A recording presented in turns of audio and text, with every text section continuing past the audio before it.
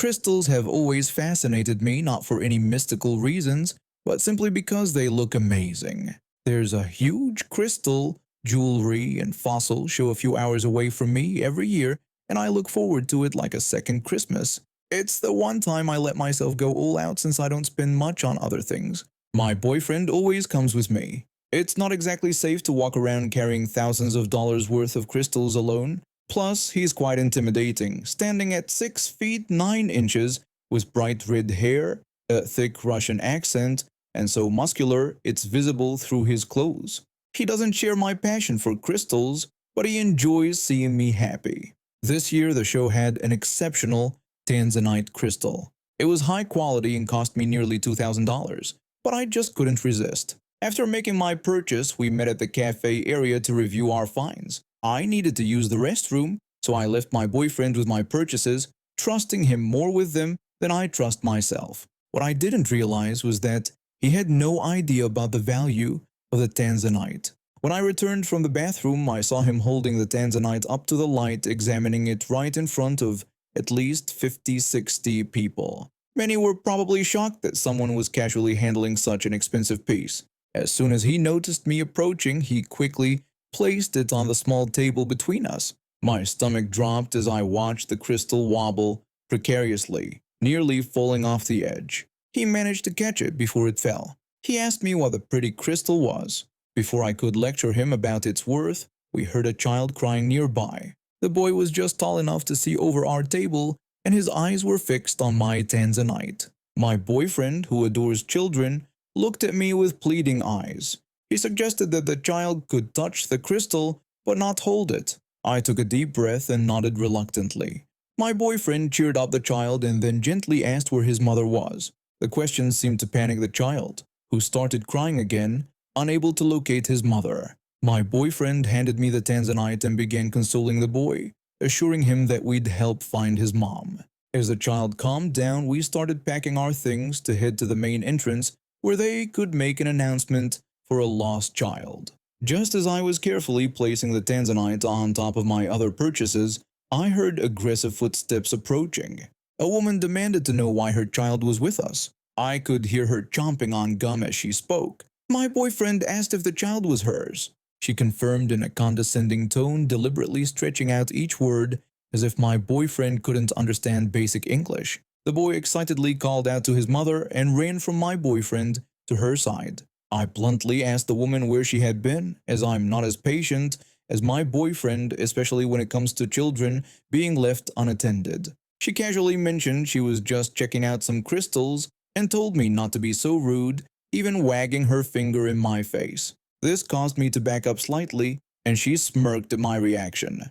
Her child excitedly told his mother about the pretty rock he had seen and begged to have it. The woman immediately demanded that we bring out the crystal. When I expressed confusion, she made a racist comment, saying she thought Asians were supposed to be smart. She laughed, looking directly at me. I was completely stunned.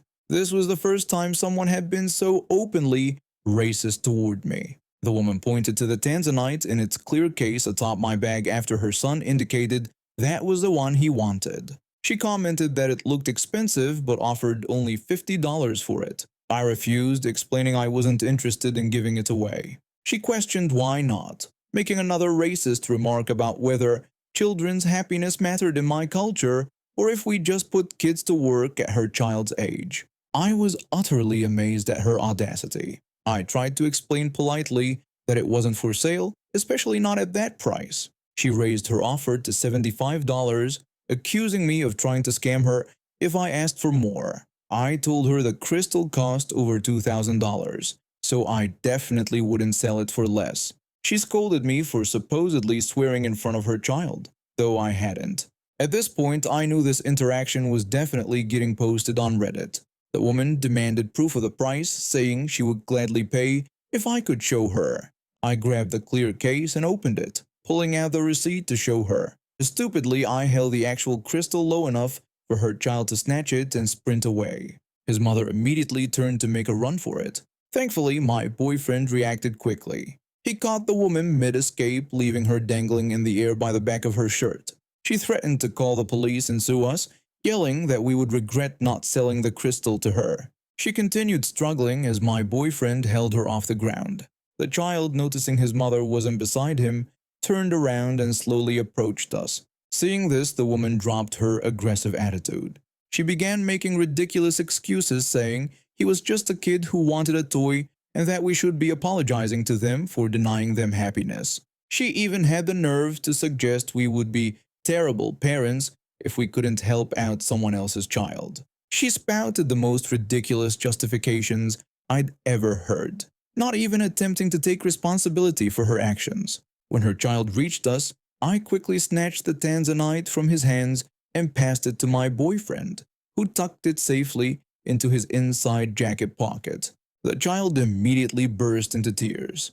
The woman screamed again, this time attracting security. We explained the situation and my boyfriend carefully set her down on her feet. In response, she kicked him hard in the leg, which he barely reacted to. Security called the police and asked if we wanted to file a complaint, while the woman and her child interrupted us, shouting about how terrible we were for denying a child happiness and telling us to go back to our country. We proceeded with pressing charges. The police arrived quickly and took statements from everyone, including several witnesses who had seen the entire incident. The woman was charged with attempted theft, assault for kicking my boyfriend, and a hate crime due to her racist comments. As an added bonus, Child Protective Services was notified about her leaving her child unattended in a crowded venue and encouraging him to steal. She left in handcuffs, screaming about how unfair everything was, while her poor child was picked up by his father, who apologized profusely for his ex-wife's behavior. My Tanzanite now sits in a special display case in my home with a much better security system. Since I'm stuck in quarantine after testing positive for corona, I thought I'd share a story from a few years ago to pass the time. I'm originally from the Netherlands, but I moved to Japan 18 years ago. Japan is a really nice place if you know where to find work. Although I don't look Japanese, I'm well-mannered, follow Japanese traditions and etiquette, and even took my Japanese wife's surname. My Dutch surname is unpronounceable in Japanese, and I didn't want to cause trouble for my wife, kids, or the Japanese people I interact with. I'm basically as Japanese as a foreigner can be, though I still maintain some Dutch traditions like baking oil balls during New Year and treating my staff to peppernoten on certain holidays. One day, after concluding a business meeting in Tokyo, I decided to eat some ramen at a local shop.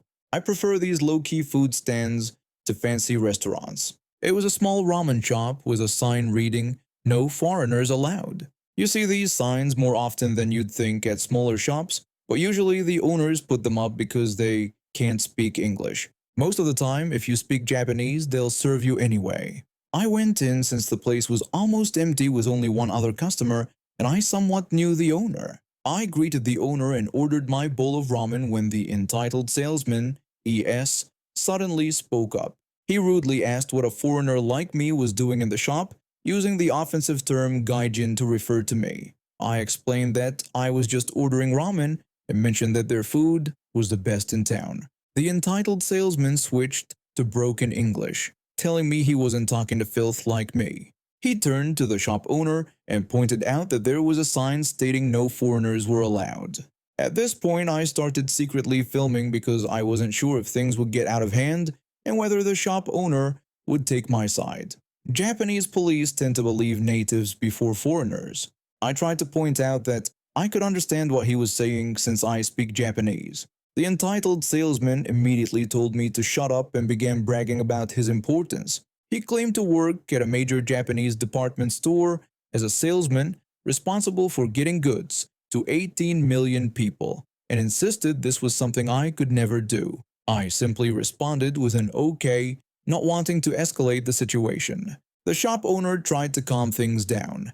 He explained that he had no problem with people who speak Japanese and only put up the sign because he couldn't handle foreigners who couldn't speak Japanese during rush hours, as it cost him business. The entitled salesman continued his xenophobic rant, stating that a foreigner is always a foreigner. He added that even if a Neanderthal could speak their beautiful language, they would still just be a foreigner. I told him that I was actually a Japanese citizen, having given up my Dutch citizenship years ago. I said I was Japanese now, regardless of whether he liked it or not. He refused to accept this, insisting that I could never be Japanese and making comments about keeping their race clean. At this point, I decided to stop being polite and just troll him.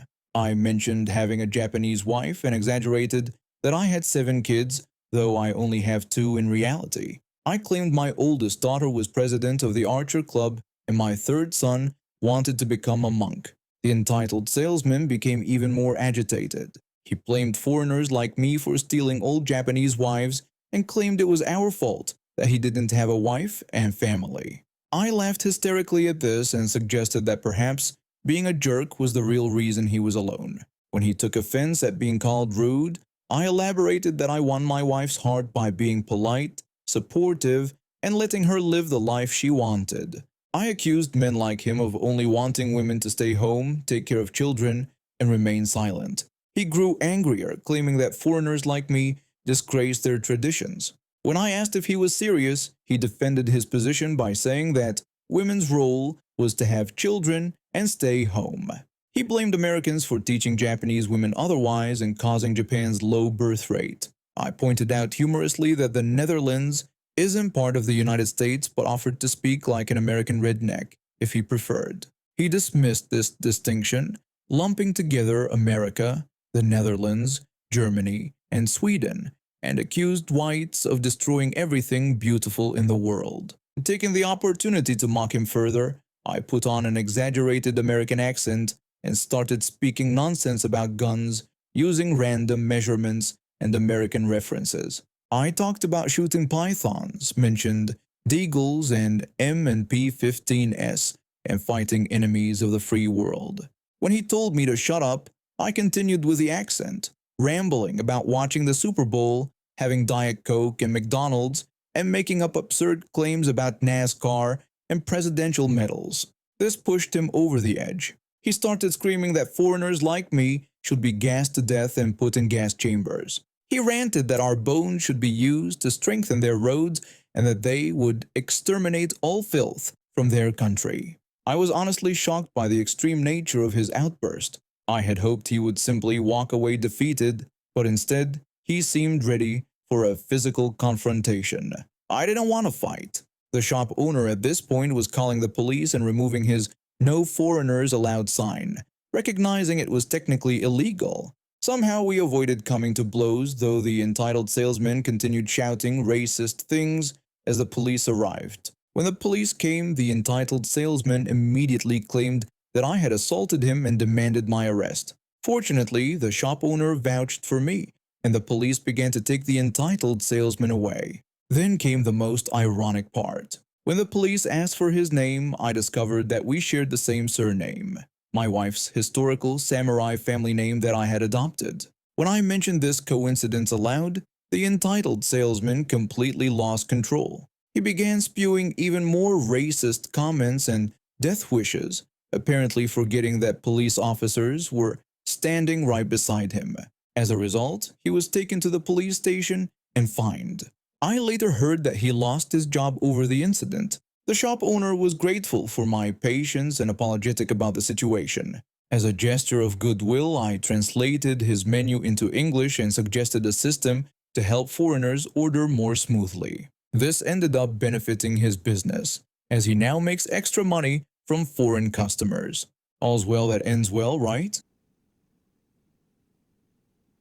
I guess some people are so obsessed with squeezing every penny that they end up losing the whole dollar. I started working at this hot foil printing company about 3 years ago. The owner was an older guy close to retirement age who understood the business and mostly left us alone to do our jobs. Like everyone else on the production floor, I operated 2 printing machines, making sure they ran smoothly and produced quality work. Our official hours were 8 a.m. to 5 p.m. with an hour lunch break. But that's not how manufacturing really works. Most of us came in about 15 to 30 minutes early to set up the machines and stayed late to clean up after finishing a run. Nobody complained because the work needed to get done, and the boss appreciated our dedication. The company was profitable, customers were happy, and orders were always completed on time. Then everything changed. The owner announced he was planning to retire, selling half the company to a larger firm with plans to sell the remaining half a year later. That's when the new management team swooped in. The first thing they did was install a time clock. Not a good one, mind you, but literally the cheapest model they could find. It never worked right. The cards would shift around, causing times to print on top of each other or in the wrong columns. Complete mess. At first, we all just did what we'd always done. Came in early, stayed late when needed, and clocked in and out accordingly. But then came the first meeting with the new boss. The new boss told us that there would be no unarranged overtime being paid. He insisted that everyone must clock in and out at the exact scheduled time. That was all he had to say. 15 minutes of production downtime just to tell us that. No explanation of how we were supposed to get the machines ready or cleaned up within our scheduled hours. No plan for handling jobs that might run a few minutes past quitting time. So we adapted. Every morning we'd all arrive at our usual times but then stand around waiting for exactly 8 a.m. Then we'd all line up to punch in through the single time clock. With over 30 workers, this took nearly 5 minutes just to get everyone clocked in. If a job wouldn't finish before lunch, we wouldn't start it. Around 11:45, machines would start shutting down. By 11:55, the production floor was nearly silent as everyone lined up to clock out precisely at noon. Same thing at 12:55 for the 1 p.m. clock in, and again at 4:45 for the 5 p.m. clock out. Production slowed dramatically, but we were following their rules to the letter. A week later, another meeting. The new boss complained that some people were not putting in their full hours. He warned us that clocking in a few minutes late or clocking out a few minutes early was not acceptable. He also demanded that we make sure our time cards were printing in the correct position to make it easier for payroll. One of my co-workers whispered to me that maybe they should fix the machine instead of blaming us. I whispered back that fixing it would cost money, which they obviously didn't want to spend. After the meeting, we became even more meticulous. If you were at the end of the line and clocked in at 8:03, you made sure to clock out at 12:03, not a minute earlier or later. Same for the afternoon shift. The time clock line became a social event where we'd all stand around waiting for our exact minute to punch in or out. The supervisor told us that we needed to get to our machines faster after clocking in.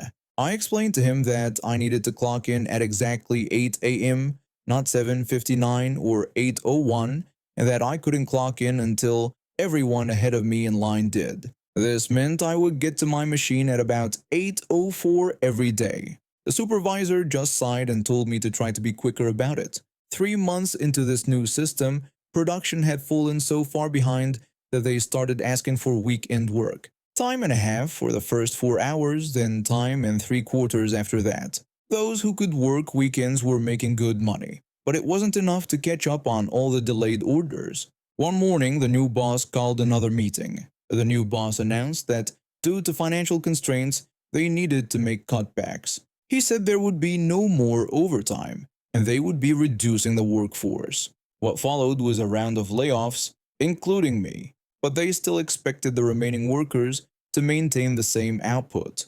How? By operating more machines per person. My friend who survived the cuts called me about 6 months later. My friend told me that pretty much everyone had left. He explained that they had been forced to run 3 or 4 machines each with no extra pay. Nobody could keep up, quality went down, and customers started canceling orders. The whole place had shut down the previous week. I asked about the original owner and whether he at least got to sell his remaining half. My friend said no, the company was worthless by the end, and the original owner had lost everything. I wish I could say I felt bad, but I didn't. The new management had been so obsessed with controlling every minute of our time that they destroyed a perfectly functional business. They squeezed so hard that everything slipped through their fingers. I found a new job a month later at another printing company. Funnily enough, they don't have a time clock at all. The owner just trusts us to do our jobs, and somehow everything gets done on time. Imagine that.